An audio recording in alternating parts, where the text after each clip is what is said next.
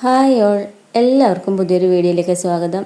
ഇന്നത്തെ റെസിപ്പി വളരെ ടേസ്റ്റി ആയിട്ടുള്ള നല്ലൊരു ചിക്കൻ കറിയുടെ റെസിപ്പിയാണ്. ഈ ഒരു ചിക്കൻ കറി ചപ്പാത്തി, ദോശ, ഇഡ്ഡലി, അപ്പം അങ്ങനെ ഒരുവിധം എല്ലാ ഡിഷസിൻ്റെ കൂടെയും സെർവ് ചെയ്യാൻ പറ്റിയ നല്ലൊരു ചിക്കൻ കറി കൂടെയാണ്.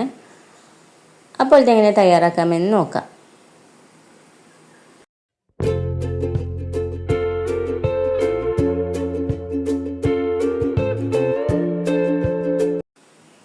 ഇവിടെ ഒരു പാത്രം അടുപ്പത്ത് വെച്ചിട്ടുണ്ട്. പാത്രം നന്നായി ചൂടായി വരുമ്പോൾ അതിലേക്ക് 2 ടേബിൾ സ്പൂൺ വെളിച്ചെണ്ണ ഒഴിച്ചു കൊടുക്കുന്നുണ്ട്. ഇനി ഇതിലേക്ക് കുറച്ച് ചെറിയ ഉള്ളിയാണ് ചേർത്ത് കൊടുക്കുന്നത്. ഒരു 10-20 ചെറിയ ഉള്ളി ഉണ്ടാവും. അത് ജസ്റ്റ് ഒന്ന് വഴറ്റി കൊടുക്കാം. ഇനി ഇതിൻ്റെ കൂടെ തന്നെ 1 ടേബിൾ സ്പൂണോളം ഇഞ്ചി വെളുത്തുള്ളി പേസ്റ്റാണ് ചേർത്ത് കൊടുക്കുന്നത്. എന്നിട്ട് വീണ്ടും ഒന്ന് നന്നായിട്ടൊന്ന് വഴറ്റിയെടുക്കാം. ഇനി ഇതിൻ്റെ കൂടെ തന്നെയാണ് സവാളയും പച്ചമുളകും എല്ലാം ചേർത്ത് കൊടുക്കുന്നത്. അപ്പോൾ ഇതിൻ്റെ ഒന്ന് പച്ചമണം മാറിക്കിട്ടിയതിന് ശേഷം ഇതിലേക്ക് സവാള ചേർത്ത് കൊടുക്കാവുന്നതാണ്. ഇവിടെ ഇപ്പോൾ ഒരു 3 സവാള എടുത്തിട്ടുണ്ട്. അത് ചെറുതായിട്ട് നീളത്തിലരിഞ്ഞത് ചേർത്ത് കൊടുക്കുന്നുണ്ട്. വീണ്ടും ഒന്ന് നന്നായിട്ടൊന്ന് വഴറ്റിയെടുക്കുക. ഇനി ഇതിലേക്ക് ഒരു 2 പച്ചമുളകും കൂടി ചേർത്ത് കൊടുക്കുന്നുണ്ട്. ഇനി ഉള്ളിയും ചെറിയ ഉള്ളിയെല്ലാം നന്നായിട്ടൊന്ന് വഴണ്ടി വരണം. നല്ല രീതിക്ക് ഉള്ളി നന്നായിട്ടൊന്ന് വഴണ്ടി കിട്ടണം. അതിനനുസരിച്ചിട്ട് നല്ല പോലെ ഒന്ന് വഴറ്റിയെടുക്കാം. ഇവിടെ ഇപ്പോൾ സവാളയും ചെറിയ ഉള്ളിയും എല്ലാം നന്നായിട്ടൊന്ന് വഴണ്ട് വന്നിട്ടുണ്ട്. ഇനി ഇതിലേക്ക് പൊടികൾ ആഡ് ചെയ്യുന്നുണ്ട്. 1/2 ടീസ്പൂൺ മഞ്ഞൾപ്പൊടി, ഒരു 3 ടീസ്പൂൺ കാശ്മീരി മുളക് പൊടിയാണ് ചേർക്കുന്നത്.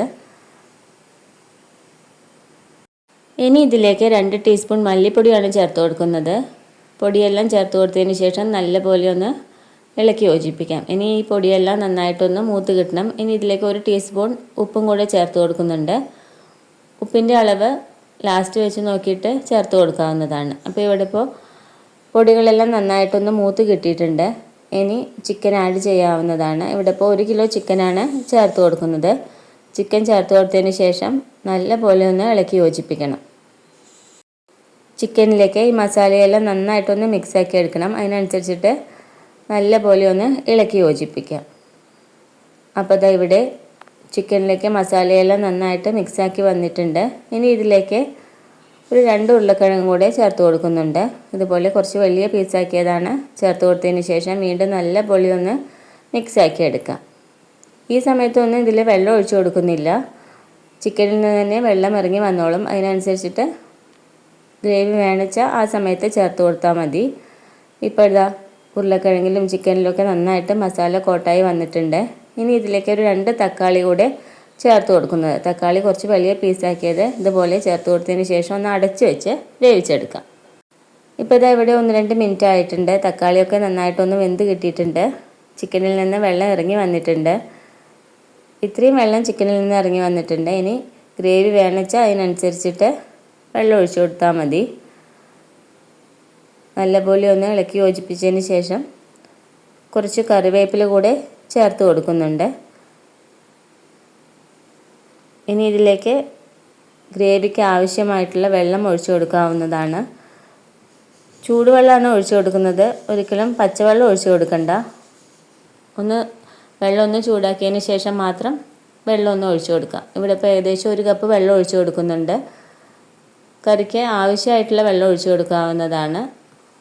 എന്നാൽ കുറച്ച് കുറുകിയ ടൈപ്പുള്ള കറിയായിരിക്കും ടേസ്റ്റ് ഉണ്ടാവുക. അപ്പോൾ അതിനനുസരിച്ചിട്ട് വെള്ളം ഒന്ന് ചേർത്ത് കൊടുത്താൽ മതി. വീണ്ടും നന്നായിട്ടൊന്ന് ഇളക്കി യോജിപ്പിച്ചതിന് ശേഷം ഒന്ന് അടച്ച് വെച്ചിട്ട് ഒരു 15-20 മിനിറ്റ് ഒന്ന് വേവിച്ചെടുക്കാം. ഈ ഒരു റെസിപ്പി ഉറപ്പായിട്ട് എല്ലാവർക്കും ഇഷ്ടമാവും. ലാസ്റ്റ് നമ്മൾ കുറച്ച് തേങ്ങാപ്പാൽ കൂടെ ചേർത്ത് കൊടുക്കുന്നുണ്ട്. അപ്പോൾ കുട്ടികൾക്കൊക്കെ കഴിക്കാൻ പറ്റിയ വളരെ ടേസ്റ്റി ആയിട്ടുള്ള ഒരു കറിയാണ്. ഇടയ്ക്കൊന്ന് മൂടി തുറന്നിട്ടൊന്ന് ഇളക്കി കൊടുക്കുകയും വേണം. ഇപ്പോൾ ഇവിടെ ഏകദേശം ചിക്കൻ ഒന്ന് വെന്ത് കിട്ടിയിട്ടുണ്ട്. ഇനി കുറച്ചുകൂടി ഒന്ന് വേവാണ്ട്. അപ്പോൾ വീണ്ടും ഒന്ന് ഇളക്കി കൊടുത്തതിന് ശേഷം വീണ്ടും ഒന്ന് അടച്ച് വെച്ചിട്ട് 1-2 മിനിറ്റ് ഒന്ന് വേവിച്ചെടുക്കാം.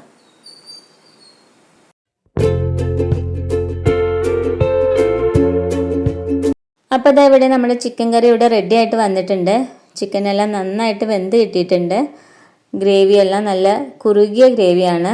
അപ്പോൾ ഈ ഒരു പരുവത്തിലെ ഗ്രേവി മതി. ഒരുപാട് വെള്ളമായിട്ടുള്ള ഗ്രേവി വേണ്ട.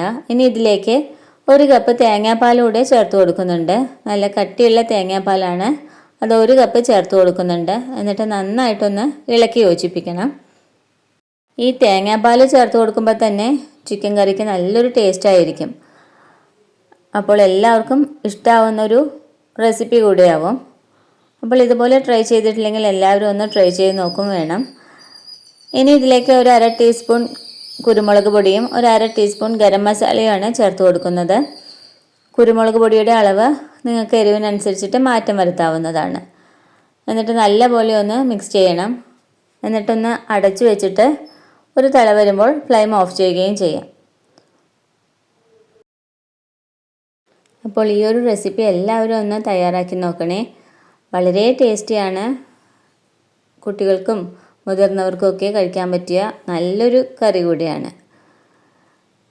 കണ്ടില്ലേ, ഇപ്പോൾ നല്ല തിക്കായിട്ടുള്ള ചിക്കൻ കറി ഇവിടെ റെഡി ആയിട്ടുണ്ട്.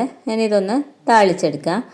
അതിന് വേണ്ടിയിട്ടൊരു പാൻ അടുപ്പത്ത് വെച്ചിട്ടുണ്ട്. അതിലേക്ക് 1 ടേബിൾ സ്പൂൺ വെളിച്ചെണ്ണ ഒഴിച്ച് കൊടുക്കുന്നുണ്ട്. ഇനി ഇതിലേക്ക് ഒരു 1/2 ടീസ്പൂൺ കടുക് ചേർത്ത് കൊടുക്കുക. കടുക് ഒന്ന് പൊട്ടിയതിന് ശേഷം അതിലേക്ക് കുറച്ച് ചെറിയ ഉള്ളി ചെറുതായി അരിഞ്ഞതും ചേർത്ത് കൊടുത്തിട്ട് കുറച്ച് കറിവേപ്പിലയും 1 ഉണക്കമുളകും കൂടെ ചേർത്ത് കൊടുക്കുന്നുണ്ട്. എന്നിട്ട് ഇത് നന്നായിട്ടൊന്ന് മൂപ്പിച്ചെടുക്കാം. ഇപ്പോൾ ഇതാ ഇവിടെ ഉള്ളിയെല്ലാം നന്നായിട്ടൊന്ന് മൂത്ത് വന്നിട്ടുണ്ട്. ഇനി ഇത് കറിയിലേക്ക് ചേർത്ത് കൊടുക്കാം. അപ്പോൾ വളരെ ടേസ്റ്റി ആയിട്ടുള്ള നല്ലൊരു ചിക്കൻ കറി ഇവിടെ തയ്യാറായിട്ടുണ്ട്. എല്ലാവരും ഉറപ്പായിട്ടും തയ്യാറാക്കി നോക്കണം. ഈ റെസിപ്പി ഇഷ്ടപ്പെട്ടാൽ എല്ലാവരും ഒന്ന് ലൈക്ക് ചെയ്യണം, ഷെയർ ചെയ്യണം, കമൻറ്റ് ചെയ്യുകയും വേണം. ഈ ചാനൽ ആദ്യമായിട്ടാണ് കാണുന്നതെങ്കിൽ എല്ലാവരും ഒന്ന് സബ്സ്ക്രൈബ് ചെയ്തിട്ട് സപ്പോർട്ട് ചെയ്യുകയും വേണം. പുതിയൊരു റെസിപ്പിയായിട്ട് വീണ്ടും കാണാം. താങ്ക്